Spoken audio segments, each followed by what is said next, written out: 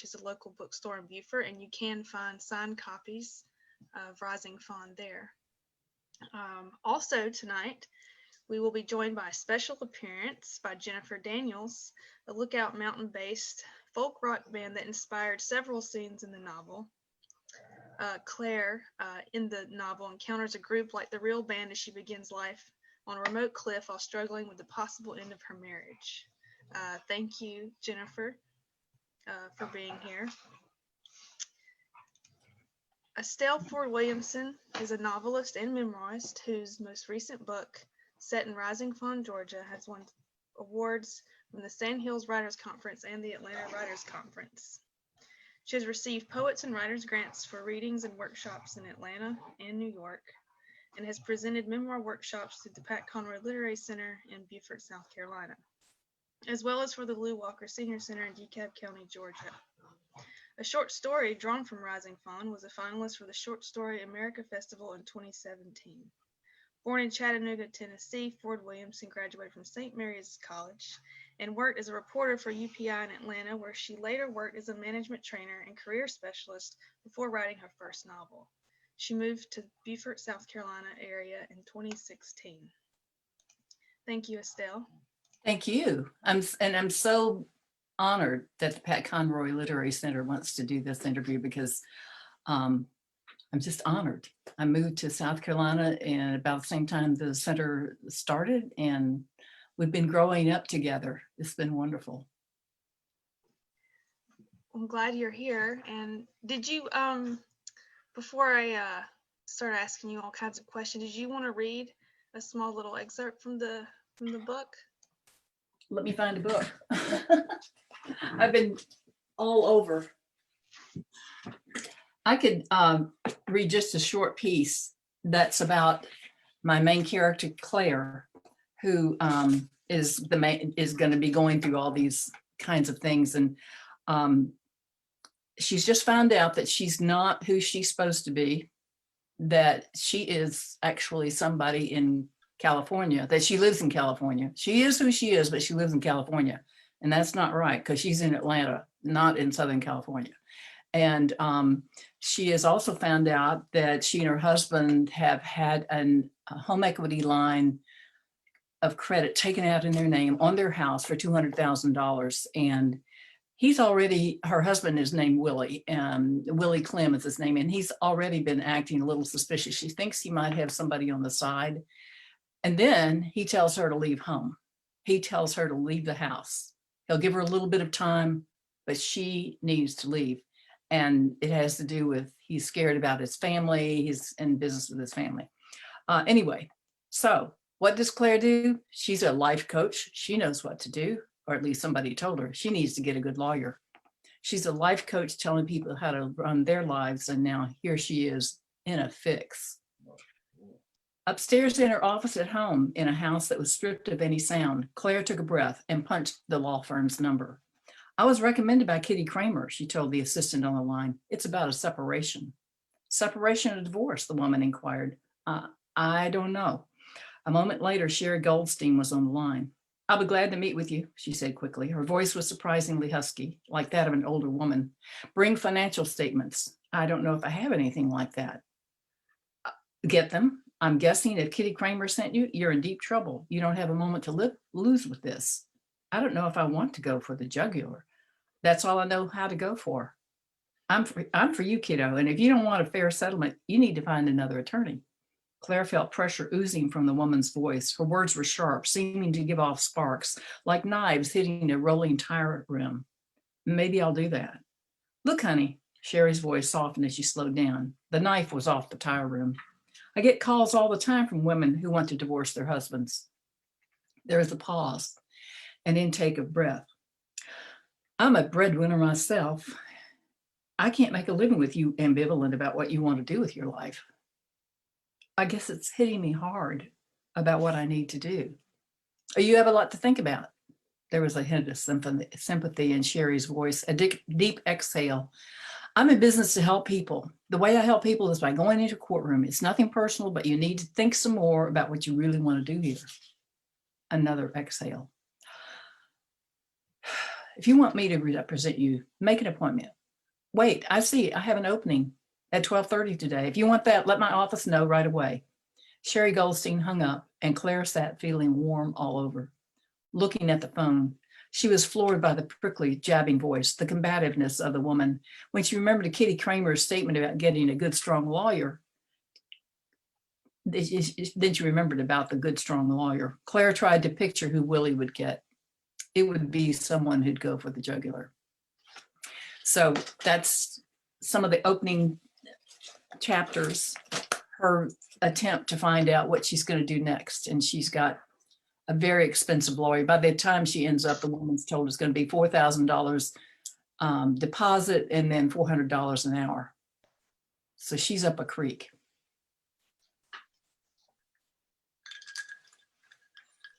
Thank you, Estelle, for reading. So I have a couple questions about characterization mainly, but I did want to start by asking what your inspiration was for this particular story. Okay. The first book, the first novel I wrote, I started writing, as you said from the beginning, I had experience with nonfiction writing, wrote a lot of manuals as a trainer and management specialist, enjoyed historical writing. My first book was a historical fiction, Abbeville Farewell, a novel of early Atlanta, North Georgia. In that, I learned a lot about fiction writing. I was new to fiction writing, but I liked writing the book, the first book, but I noticed the market for it was fairly limited to people who really wanted to go into a historical period. And not a lot of people wanted to go into 1823 Georgia. I mean, some did, but I wanted to have more appeal, a broader appeal. So I wanted to tell a younger person's story that would appeal to people who wanted just a good story. Literary fiction is something I followed. That's what I learned fiction writing. That's how I learned fiction writing, was reading a lot of literary fiction and taking a lot of workshops with people who were very good at it. And I wanted a story that would grab people, and what grabs people more than being on the ledge, being on the edge of some kind of problem. And marital distress is one of those. Marital stress, financial stress. And I felt, well, what's more topical these days than credit card theft or mortgage theft? There was in the 2006, 2008 period where there was a lot of mortgage problems and people being deeply in debt on their houses and crazy markets. People were losing their homes. Homes would stay vacant. And there were some criminals who were going in and taking out loans on vacant houses. Well, now in this period, it wasn't vacant houses, but there are criminals who go out there and do put together things from your identity that can make things like that happen. So I thought, what could be worse? Financial problems and a marriage problem at the same time. So that's why I wrote the character that I wrote about a woman in a tough, we're in a tight spot, as they said in Oh Brother, Where Art Thou?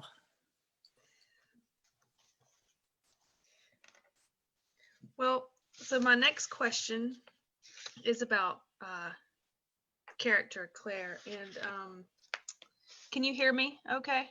I can hear you. Can you hear me okay? So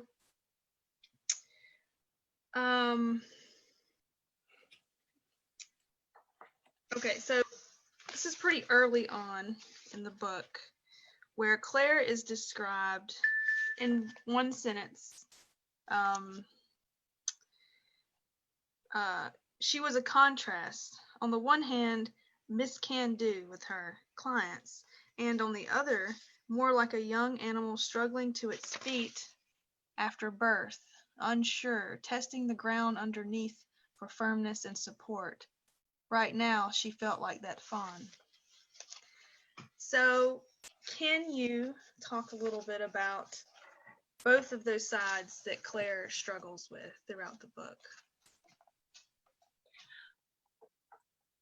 One of the people I learned fiction writing from was Doris Betts. and she has a book called, she's now passed away. She was head of creative writing at North Carolina, University of North Carolina.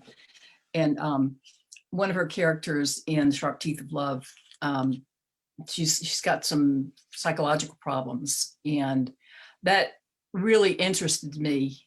You know, a character with a psychological problem, and there's so many. We have so many today. I worked in corporate business as a management trainer and career development specialist. I met a lot of people in corporations where, you know, you assume if you've got a really high paying job, you're head of a major department in a company, you've got it all together. And later, I found out one of the people, you know, had this really hard scrabble background from the coal mining areas of West Virginia. And it was like, oh, really? You know, here's this woman that's got it all together and has all this responsibility, dynamic at what they do. And when you peel off the layers, there's something back there that's a little more, there's something different. Claire has a problem. She's borderline bipolar, or she may just be bipolar. And I just thought that was possibly very typical, that there were probably a lot of people in business in leadership positions. We've had some interesting discussions about that in the media lately. A leader who has flaws, psychological flaws, that's very complex. That makes dealing with life very complex. So I thought this is a character who would do things that she did, just fly off and flee, you know, away from big home in North Atlanta, European style, you know, new mini mansion with this life and a very successful business. Why would she leave so quickly? In the story, you learn that she works as a contractor with lots of different businesses, but she forgot that, you know, she really got her contract. And so she ends up finding out that her mother has this property she knew nothing about. Then we get to know her mother. Are there families where the mother is distant like that? I'm afraid yes. We're not, all mothers are not the same. Some mothers are really awful, and her mother is very distant from her. And so that kind of complexity really interested me.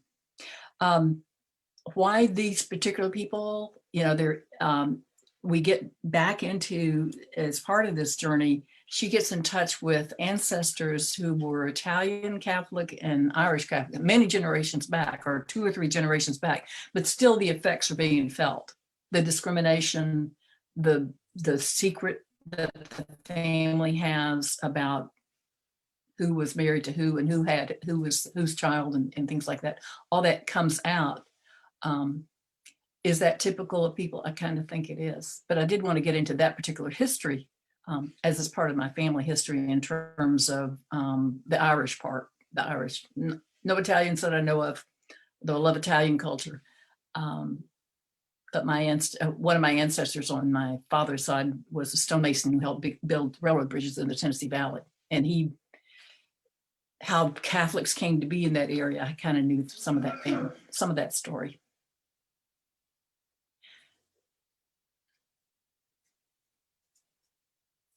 I see somebody's got a question about the town of Rising Fawn. They do. Do you want me to ask that question now? Okay. This is from Jane Adams. Did you choose the town of Rising Fawn and then discover that struggling to her feet quality in Claire, or the other way around? Center the book on the town and write the character into the image. That's a great question. Great question, because I was gonna. Rising Fawn is fascinating. It's gonna be something about, when you started writing the character, did it evolve the way it turned out, or did you kind of have all that planned out, both those sides? Or well, I will tell you quite honestly, the financial fraud was part of something that happened to me, not the mortgage, but the credit card. So all of that kind of started from that place. I actually experienced something like that when I took a trip with my husband to Peru. The whole time we were gone, somebody was in California with my credit card identity, taking cash out of ATMs. And there was a detective with the local police department in my town who didn't care much more than the detective did in this story either. But so that some of that was fact. How did I get to Rising Fawn? I'd always, you know, you write about what you know. And when I was growing up, Rising Fawn was a part of what I knew, simply because I was in the area, and growing up in Chattanooga, we had a large family, so we were always going to free things. And one free thing that was going on every fall was one of the first art festivals in the Southeast, Plum Nelly Art Festival. It was it was on the Alabama side of Lookout Mountain, and it was called Plum Nelly because it was Plum out of Tennessee and Nelly out of Georgia.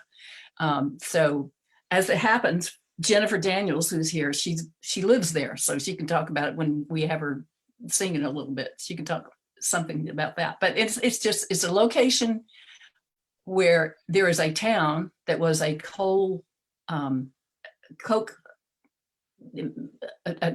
industrial town that was taking the coal out of the mountain and making it into coke in ovens down below. And then there's the postal address that extends all the way up the mountain to this Johnson's Crook. So Plum Nelly was literally in the postal address Rising Fawn. So Rising Fawn is on the ledge on Johnson's Crook, and it's also down in the valley. How could I not involve Rising Fawn? It's just such a fascinating place. This ledge is, I mean, you walk out from the woman who was putting on the festival was a linocut artist by the name of Fanny Minute, and you'd walk out of her cabin, and it was like this amazing fall to the valley below. It was just a beautiful ledge on the side of the mountain. So that's why I wanted to have Rising Fawn. The fawn lifting itself up, you know, I've been to the zoo, I've seen them, you know, I guess that image just stayed with me, and it all fit in. All that just kind of rolls in. That's not something I go looking for. It just kind of pops up. I hope I've answered that question.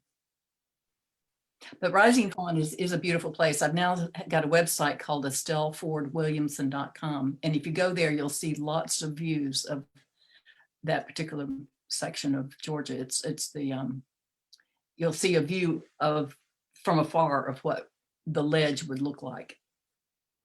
The section of the mountain that's called the ledge. Well, I guess that answered my question about place and character, which was going to be my next question. But I was just looking for a place to put Clare, and Rising Fawn was the most exotic place I could think of. But, and rough. I knew that there were some rough parts to it. Well, I noticed too while she's there, there are, you know, a few scenes where the landscape itself, I guess you could say, is collapsing beneath her, right, as her life is. Mm-hmm. And I think this is towards the end where she's the mud collapses beneath her when she's with Tony, and she says, or narrator says, "What a shock that the earth did not hold her. Nothing was safe, nothing." So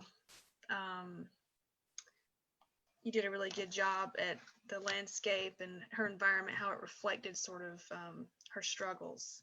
Sure. And that throughout the book. Did you want to, I'd like for you to tell us the role of music. Okay. In your book, and then I'd like for Mike, Jennifer, to play us a song. When I was workshopping this book with Carol Lee Lorenzo at Callenwald Art Center in Atlanta, we had a group, and there was a guy there who was listening to my story, and he says, "You need some music." You know, where's the music? And he was thinking of William Gay, the writer William Gay. I hate to see the evening sun go down, in his collection, and I didn't have much music in my first novel, and I said, well, this is going to have music. And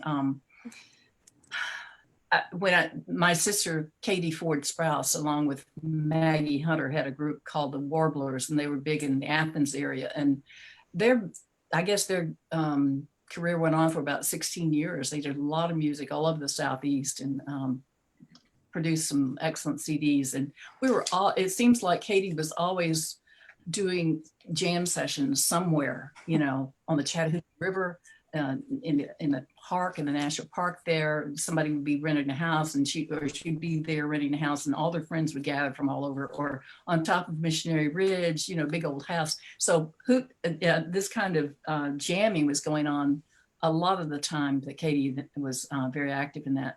So when I heard Jennifer playing her music, and I've heard it many times in Eddie's attic and the Duluth, the Red Stage, is it the Red Stage? Red Clay Theater in Duluth, yeah. Red Door. And other places, it was like, now that Katie's not singing, I could follow along this. I'll be her groupie, I'll follow along. That's what I need too. So it was just really a coincidence of things, but in the scene, I wanted to have music. I wanted that to be part of her coming into the mountain and feeling the mountain and becoming part of the mountain after she had come in, just completely discombobulated. And I wanted her to make that transition through music. And so that was the reason for the scene. And fortunately, Jennifer is so talented that it was easy to write that scene, and I just changed their names. I don't know why, you just do that in novels. So Jill and Jean were really Jennifer and Jeff. And so I've asked her here because she is also writing, we'll get into that in a minute, but writing novels. But she's been a songwriter and singer-songwriter for many, many years. I found out that my family in Chattanooga were following her around before I knew her. She's a singer-songwriter, and with her husband, Jeff Neal, they are the Jennifer Daniels Band. And she's been playing for 22 years professionally, continues to make that her profession. She and Jeff make that their profession. That's what they exist on. She's gotten wonderful reviews from Paste magazine, a lot of different publications. Friends of mine, we all know her, we found out that we all had enjoyed her music, and that was a real connector to us as friends in Atlanta. She's traveled all over, gigs everywhere from Virginia to Ohio and Florida and Georgia, Dahlonega. Frequently she's in Dahlonega. I've been to Bulgaria. So she's quite in demand. We're huge in Bulgaria. Yeah. Oh, I'm just kidding. Yeah. I'm just kidding. Well, it sounds really, really good. But the point about Jennifer's music, and as it was portrayed by Jill and Jean, is that they are breaking the typical model of bluegrass and acoustic music in this scene. And that's what she does. She does it well, but there's a lot of Celtic influence in her music. And that's part of what I wanted Claire to feel, was that Celtic, that wandering music sound. So I'm going to stop talking and let Jennifer sing. So one really cool thing about Estelle's book is that Jill plays a 12-string. And so I broke out the 12-string for you tonight, Estelle. And I also love how we've met sort of in different places than Chattanooga, where we're both from, and where Rising Fawn, like from my house, I literally could throw a stone and I would be in Rising Fawn. So this book is really precious to me on a personal level, and it's also it really does just bring you into this area the way Estelle was able to write it. So I feel blessed to have played a little part in maybe shaping one of the characters. Estelle asked me to play this one about East Tennessee, which if I throw a stone the other way, I hit Tennessee, where my papa lived. And this is a song about him.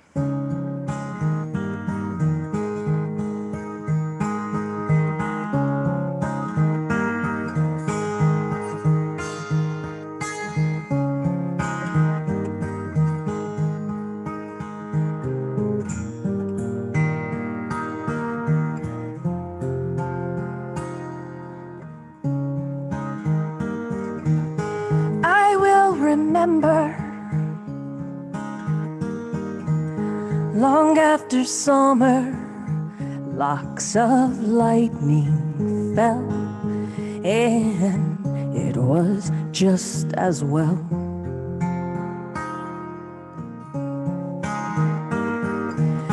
I kept your picture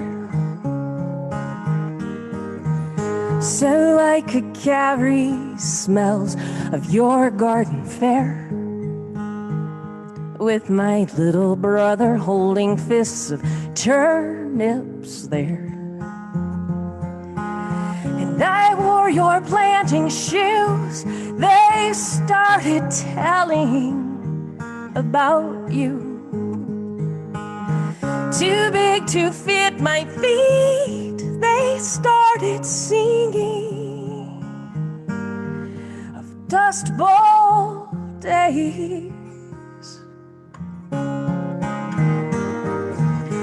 Oh, New York journeys, and there were stories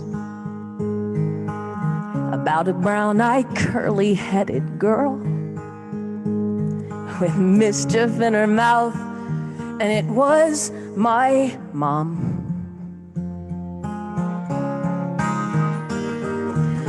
I rode your tractor like every cousin before and after. You were strong and tall beside me and wise beyond the mortal draw. I wore your planting shoes, they started telling about you.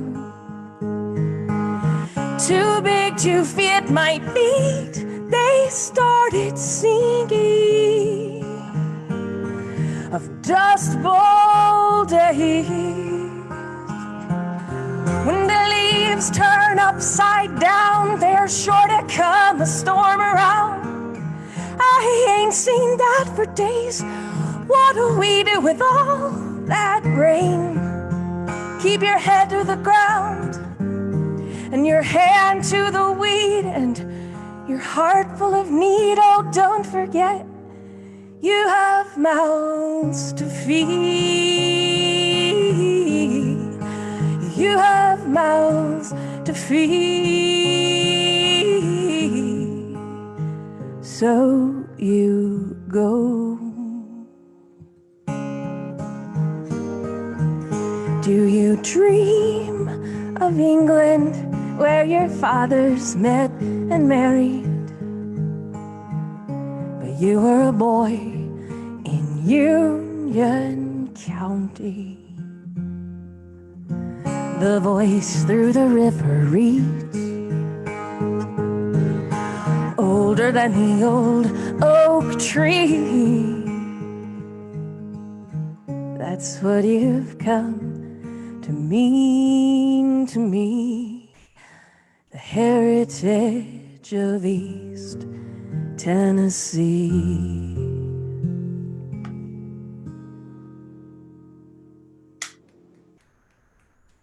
Fantastic. That is great. So great. Thanks. And we need to know about Jennifer, that she is also writing novels. Yes. Tell us about what's going Okay, I don't know. Okay, so Jeff and I were on the road, all the time, constantly all the time. We were 10 years in when we had this sort of wonderful accidental blessing of getting pregnant. And I mean, we always wanted a family, but we thought, well, we'll get a Grammy first. But the Lord thought it would be really funny if it would be 2 kids in there. So we have boy-girl twins. And it really slowed down the tour bus, right? So I started working with a children's author who's very musical and teaching music and teaching songwriting to kids, which ended up being just this almost whole other career. I feel like we've always got all these different projects, that we're throwing around. So I don't know if it was a reaction to too much kids' music that I started writing the novels, and I just kind of needed to be in my own headspace with friends that I made up, and I can make them do whatever I want. I don't know. But I just fell in love with some of these characters, and our first book is going to be published in June. It's called The Lockbox, and it's a sweet romance, and then it has some kind of creepy suspense elements and lots of laughs, because, I mean, if there's no kissing and there's no laughs, what's the point? Oh, and we're releasing an album. An album at the same time. That's great. That's cool. Yeah. No small challenges. Great. Thanks, Jennifer. That is wonderful. Thank you. I had a little tear as you were playing. I can't imagine. this is just a beautiful thing to be able to take family history, genealogy, you know, wherever your parents are from, and make such a beautiful song. That is Oh. just gorgeous. So that's inspiring to a lot of people, and I I love hope it. so. Thank you. Wonderful. Okay, Brooke, does anybody else have any questions out there? Yeah. I'll ask this one, since it's very relevant to this moment. Jane says, are you planning on some dual appearances with the band or with Jen once book signings and personal appearances are possible? She says, we are charmed and you'd both sell out books and CDs. Oh, thank you. What line up, right? Like Jen, we have Yes. exploring something in Beaufort, so look for it. We hope to do that. The Southeastern Booksellers Association had a program called Trio, where they would have programs where they would have artists, they would have visual artist, writer, and singer, and all on the same program. And it kind of, but built around a book. And it was kind of a great concept. So I thought, why not? Let's do that here. So yeah, I hope we have more than one. Thanks, Jane, for your question. And let's see. Bonnie says, Estelle, I know that your beloved Chattanooga plays a role in your novel. How do you weave in the landscape and icons in your writing? How did I weave in the landscape? And icons in your writing. I really am a believer that you know, there's these gorgeous landscapes I was lucky enough to grow up in, and to have parents who had not much money and a lot of kids. We would go to the things that were free and natural. So waterfalls were a big part of that. We happen to know this area called Lula Lake that's now, fortunately, thank goodness, it's been preserved so the public can go there also. But it's a gorgeous place where there's a rock creek, and then it falls into a big crater lake that when I was a child, it was totally aquamarine. It was so deep. And then it ran off the ledge of ran off the mountain and dropped 100 feet. So it's a huge waterfall. That's all there. And there are many places in Tennessee where that's true. There are waterfalls and hiking trails and things like that. So to get that, it seemed natural to me. That the thing I've observed is that sometimes in nature, very beautiful places, there are also some really somber, really awful things that go on. Like there's something that happens to her that could have ended her life through, you know, just the circumstances of it being the terrain that it is. In fact, at this lake, there was a terrible double murder many years ago. The person who was responsible has not been brought to justice at this point, as far as I know. So there were some really creepy things that happened in this area too. But I love that dichotomy of the beautiful and the horrible that go together at the same time. When I was, over the years, I'd followed things. I remember being a reporter for UPI in Atlanta, and there was a horrible mauling of a child in that area. People used to lose their cars in shopping centers. Their cars would be stolen, or right close to that area is where they dumped them off the mountain. The bodies of the cars were dumped off the mountain. So these things are going in tandem. And I wanted the beauty of the location, which is now, you know, no more, you know, car stripper rings and things like that. And now the public is able to come to Lula Lake and enjoy it and not have horrible murders take place, hopefully. I wanted that to be a place for Clare to, just as she became in love with the mountain through music and all these other things, that she got to have some peace and solace and work through some of the sadness that she had and the confusion that she had over family, which is revealed in the book. Bonnie, I hope I've answered your question, but it's just, you know, geography plays such a role. It plays, you know, it's such a part of the story. Someone paid me the compliment of saying, "Oh, Ron Rash," after they heard me read a piece of it. I said, "Oh, you couldn't have said anything better." You know, that place as character. I hope that people come away with the sense of this place as being a character in my book too. I'd like to say something because people are going to ask, once you read the book, you'll say, what happens to Tony? Did that really happen? Could something like that really happen? There's an awful thing that happens to a person she becomes very close to. And all I can say is that when I was growing up, I was Irish Catholic. I was Catholic. I didn't see myself as Irish Catholic. I was Catholic. And we were part of we were a small group. Tennessee had 1% Catholics at that time. And there were bombings and there were threats, not specifically towards us, but in that time there were, people were pretty free with their "I don't like you" business. I never experienced it, but we understood that the Catholics were on a list after the Negroes and the Jews. The Catholics were targets of the KKK. Someone else in my family did experience a confrontation, but other than that, I didn't have that. But still, there was a lot of prejudice. And did it happen? It could have. It could have. That has to do with people not getting along because they see people as not being like them. Does that sound familiar? That we would have groups in societies that get set aside because they're not like everybody else.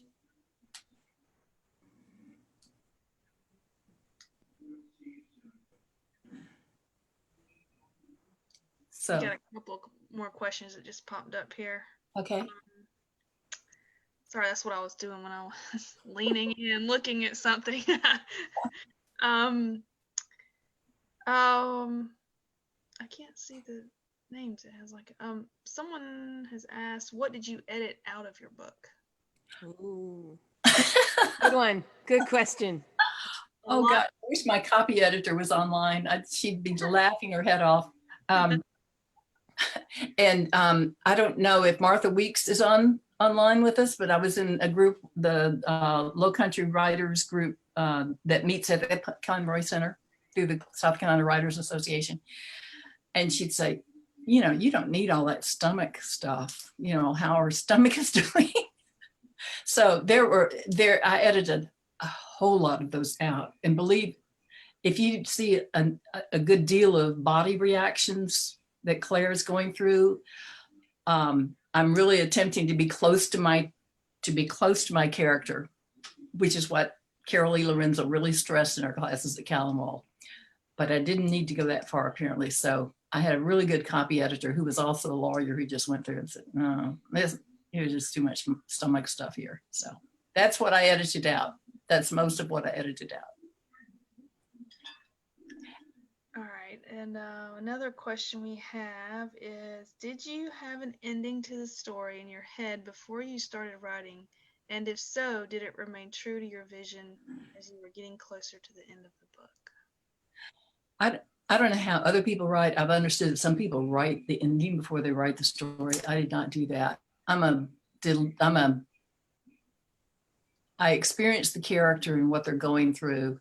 And I remember the words that someone gave about the endings. They just said, they need to satisfy. I'm afraid my ending doesn't really satisfy. Some people say, how could you do that? And other people, is there more to this story? But it fits the character in the sense of when you think about her syndrome, if you know a little bit about the mental illness that she has, that would make some sense. It's not the neatest ending, but it's probably true of that person in that situation. But to answer your question, no, I don't work towards an ending at all. I'm a discoverer of the ending, just like everybody else that's reading it. It's not that I'm willy-nilly. I do have an outline that I grow into eventually. I don't start out with a firm outline. I have a pretty good idea, but then I develop the outline after I've written a couple of chapters and gotten to know the character and what their situation is. It's all exploration. It's all fun. What was it? W. Somerset Maugham said, there are 3 things to remember about writing a novel and nobody knows what they are. Yeah. unfortunately. How long did you work on this one? Rita asked. That's an embarrassing question. I started conceptualizing it probably about 13 years ago. I finished Abbeville for a while and published. I'd gotten it out and had a lot of interest in it, done a lot of readings. And I knew I wanted to do another book. I got a lot of encouragement from a friend of mine, Tommy Hubbard. Bless his heart, he's passed away. But Tommy was on the phone to a lot of us as he was in the last stages of lung cancer. He was a high school classmate, and he was just very encouraging. So when I went through a lot of things that took me off the path of this book, I kept remembering I told Tommy I'd do it. And so a large part of it is I promised him I would. And the other part is I'd talked to so many people, and so many people had been interviewed by me, or I'd done so much exploration on this. I even told Jennifer, 5 years ago, I'm writing a novel and you're in it. You know, I had so many people asking me about it. I've got to finish this.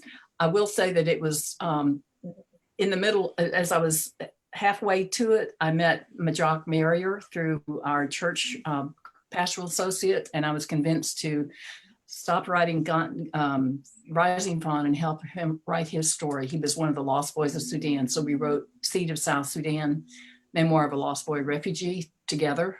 There's information about that on my website if you're interested in it. But we also started a nonprofit organization to help build water wells in South Sudan. And that's taken about 6 years to do all of that, to do the book and then to do the nonprofit. And he has now built 4 wells. He's getting ready to go over there and build a well for a school and then for another village. So that work still continues. It was a choice I made. He had already written 100 pages. He really wanted some help. I thought the story needed to be told. And so we did. And quite an adventure in the process. So, anyway, the pandemic came along. Before the pandemic, I had cancer. I had ovarian cancer, which is now over. I don't have any signs of it. But we moved to South Carolina in 2016. We had Hurricane Matthew took 3 feet across our property and drowned a lot of stuff and equipment. The next year was Irma, that was just 2 feet. And the next year was ovarian cancer. So I have an excuse, but I just kept working. I saw my cancer treatment people the other day for a checkup, and I said, you know, when you gave me the chemo, I couldn't write, but after that, I just got back into it. And my, thank goodness, my Pat Conroy Center writing group, Martha Weeks and everybody was there helping. So we just kept writing. I kept writing, getting feedback, putting it in, taking it out, getting a copy editor. Then the pandemic came along. Well, I'd worked with her. I sent the manuscript to a number of publishers, and then the pandemic came along, and then I'd had time to go back and check with those people. And the person from Whitman Stock said, we sent you an acceptance back in November. This is in March. So we put it together and published it January. It took once I was on a contract with them, it took about 9 months. So it wasn't all that long.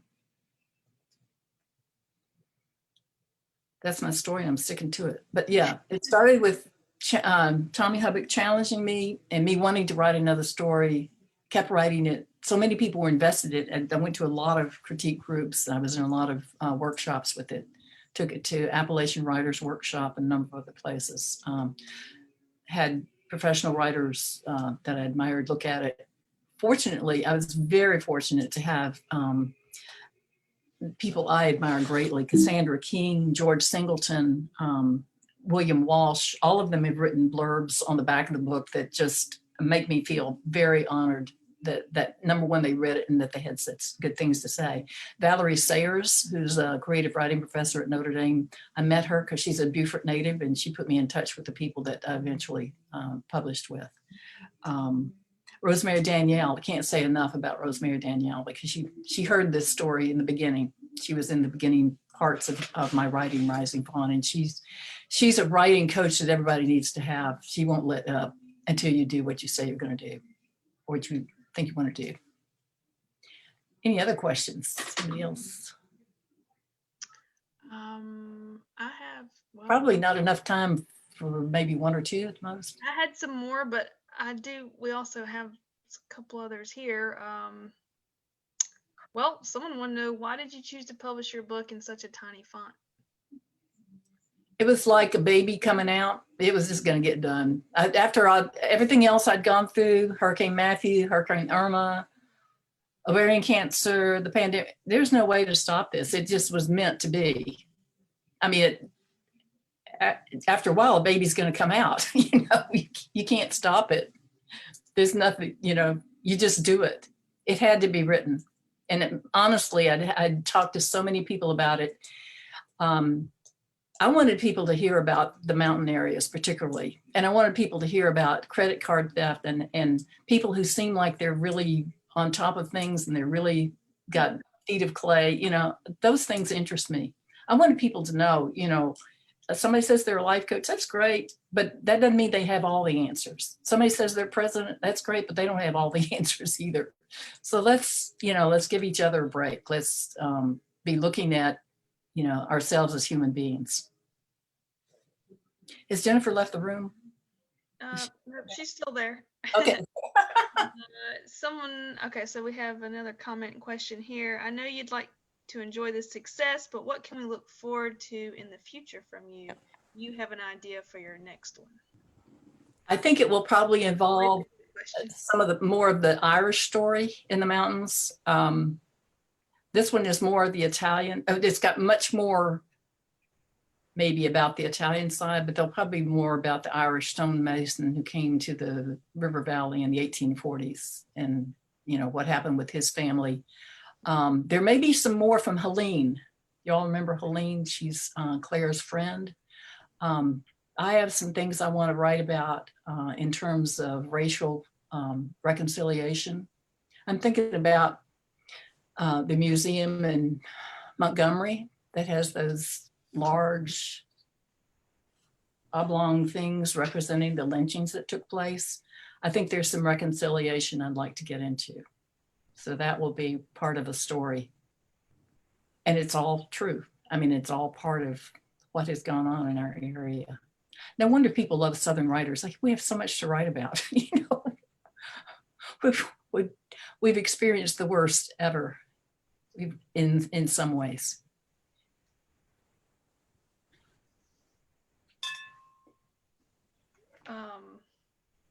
Let's see. We are going on 7 o'clock here. Let's see. Jennifer is going to play us another song, right? Yes, if you're ready. I want her to take us out. Anybody else have any questions? I'm about to take you out. Jennifer. Oh, by the way, that question about the font from Beth. About the what? The font. Technically, why was the print so small in the book? Oh. She just. I raised it with the people who produce the books, and they tell me it's my imagination, that it's the same size as someone else's writing. And I have put them through a lot because I had so many questions and I had so many things I had to ask about that I decided a long time ago. I had a brochure for my business, and the printer didn't do a good job of it. It was too faded, and he wouldn't redo it. And my husband said, just get it out there, just use it. So you can still read it. Maybe I'll have an audio program sometime where you can listen to it and you won't have to be worried by the print. But it is, in all honesty, it is. Almost always decide that, right? I'm sorry? The publishers, they almost always decide the They font, make design and all that, right? They make the decisions. They decide in what order your blurbs are going to go. They may or may not make changes that you want to make. If you've gone too long, it is what it is. I'm sorry. I'm sorry, it's small type. No. It That's seems, what those cute glasses are for. let me put it this way. It seems that way to me. Seems that way to other people. I thought it was the size of the type. I thought it was the number of words on a page. I went and compared another book of theirs, and no, it's not that. I'm not sure what it is. It just is a mystery. She says thank you. Thank you, everybody. Thanks for being here. We really appreciate you taking the time. This is a momentous day. Got my pearls on. A momentous day and lots going on. And you could have been at a dance or something or a concert online. And I appreciate your being here. And I appreciate so much the Conroy Center inviting both of us to be here. So, Jennifer, take us out. All right. Thanks, lady. You were half dead when you left the way. Blood on your hands and hell to pay. Imagine your surprise on Judgment Day when he smiles that smile. Hallelujah, let's go to Jesus. There'll be drumming and dancing and it's trumpet time. You can hear him live with his band of angels. You will remember your freedom and forget your crime. You lost your baby, I lost my mind. The God of heaven lost his very life to see that all these losses are the closest that we find ourselves to hell. Hallelujah, let's go to Jesus. There'll be drumming and dancing and it's trumpet time. You can hear him live with his band of angels. You will remember your freedom and forget your crime. Our bottled tears of sorrow, tears of shame. Jesus is holding when we meet him at the gate, but there are no tears in heaven, so he spills them while we wait and laughs while flowers grow. Hallelujah, let's go to Jesus. There'll be drumming and dancing and it's trumpet time. You can hear him live with his band of angels. You will remember your freedom and forget your crime. Remember your freedom and forget your crime. Remember your freedom and forget your crime. Thank you. You're so welcome. Thank you for sharing Rising Fawn with us. Thank you. I really appreciate your being here. And Brooke, thank you so much for asking your questions and giving me an opportunity to talk about something that took a long time to write. Yeah, well, thank you for being here, and we'll have to talk some more later about about some things. But yeah, I wanted to say thank you, also Jennifer, for being here to play your music. This has been wonderful, and thanks to everyone. I can't see you, but thanks to everyone who joined us tonight. If you have any last comments or questions, we have, a few more minutes. We can. If anyone wants to ask any more questions, I'm just giving you the opportunity. Otherwise, thank you so much for coming. And again, you can get signed copies of Rising Fawn at the local bookstore Nevermore Books in Beaufort. You can also get it from an independent bookseller anywhere. It's available on order through Ingram at any independent bookstore. That's awesome. In Barnes and Noble. And in Chattanooga at Winder Binder, right? Winder Binder, don't forget Winder Binder in Chattanooga, and Nevermore in Beaufort. And it is available for order. And someone told me they got their order real quick when they ordered. So that's great. That's good news. Thank you. Awesome. Whoever asked that question about the publisher, thank you. About the right. If you don't already have a copy, get one. I'm going to get with him. Thanks so much. Thank you, everyone, for coming. Thank you, Jennifer. You're welcome. Thank you. And you're still there in Lookout Mountain? I am, yeah. In fact, Estelle talked about the Lula Lake waterfall. I'm literally a stone's throw from it. And we do see bobcats there, right? Oh, I saw a mountain lion. Now, don't you start telling me it was a bobcat, because people keep saying, no, it was a bobcat. And I'm like, no, it was very big. And it had a long tail Okay. while I was running. Oh, that's a cougar, I'm sure. Yes, it was. It totally was. And I called my husband because I'm out on a run. And I'm like, I just saw a mountain lion. And then the Bluetooth ear pods that I had I put them in my bag to call my husband. They picked up the call. So we thought I was being mauled by this mountain lion. Oh. Who Like, picked up I'm the call? here. Somebody besides your husband picked up the call? No. I had stuck my Bluetooth ear pods in my running bag. And I was just talking on the phone. I know this is why your fans tuned in to hear about my mountain lion experience, but it did lead to a novel because I wrote a YA novel where I have a mountain lion shifter. So it impacted all me. goes to, in terms of writing process, write it down. Yeah, Experience something, write it down. it comes back. It's fun. I'm like you. I like for the characters to inform me what's going to happen and how they're feeling. I mean, sometimes they get upset stomachs. You got to write that stuff down. Not the way mine were. Oh, yeah, Thanks. Estelle brought that up real quick. What is your creative process as far as, I think you touched on maybe throughout some of these questions about the process for this book, but in general, how do you go about writing? Mostly learn how to put my butt in the chair. That's what it's all about, because as they say, the words don't show up if you're not there to write them down. And sometimes it's just writing stuff that has nothing to do with the topic that you're on, but just journaling a character. I once read in Poet and Writer magazine, love Poet and Writer, one writer's process was to start writing under the covers in bed. Believe it. If for me, I did that a few times just to get started so that you're not distracted by other things.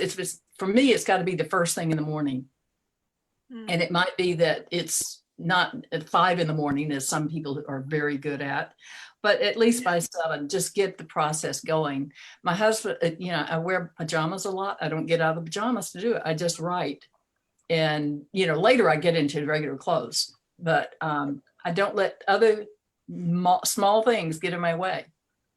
That helps if you're retired and you can do that. But that's the main thing, is just make a commitment to do it, and do it every day of the week. Maybe take Sunday off, but do it every day of the week, or at least 5 days.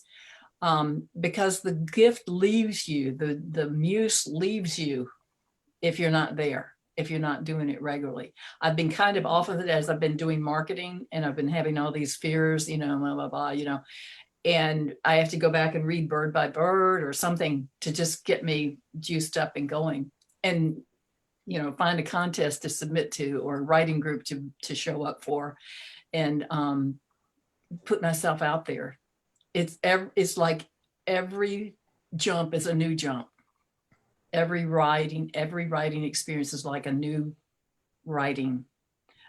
Brooke, you probably experienced that too, where you've done some really good poetry, but your next poem doesn't know that. You have to just begin. So writing process is getting myself to begin. That's the main thing in writing process. And then once I'm in, it's good. I like going out in nature. I take a break. I shoot basketballs. I walk around. I walk the neighborhood. I go to the dock. I look at something in nature. That's the biggest help to me, is just getting out in nature in some way. Fortunately, in Beaufort, it's beautiful most of the time, and we can do that easily. So yeah, nature is a big part of it, big part of the process. And silence. The pandemic has really been good for writers. You don't have a lot of distractions. Maybe the hope is once we get our vaccines and things get more normal, we'll still be having these quiet moments, this love of isolation, so we can do the work. So every new writing project is like a rising fawn. Everyone. I said every new writing project's like a rising fawn struggling to get to its feet. Yes, that's right. There's a lot of struggling. There's a lot of falling down. Yeah. Well, thank you And for we'll- the writing, Bill, and for being here. Thanks for the music, Jennifer, and thanks everyone for being here. And hopefully, I will see and talk to some of you soon. Thank you. And thanks for the boost on us appearing together again. We'll do that. We'll make it happen. Thank you. Good night, y'all.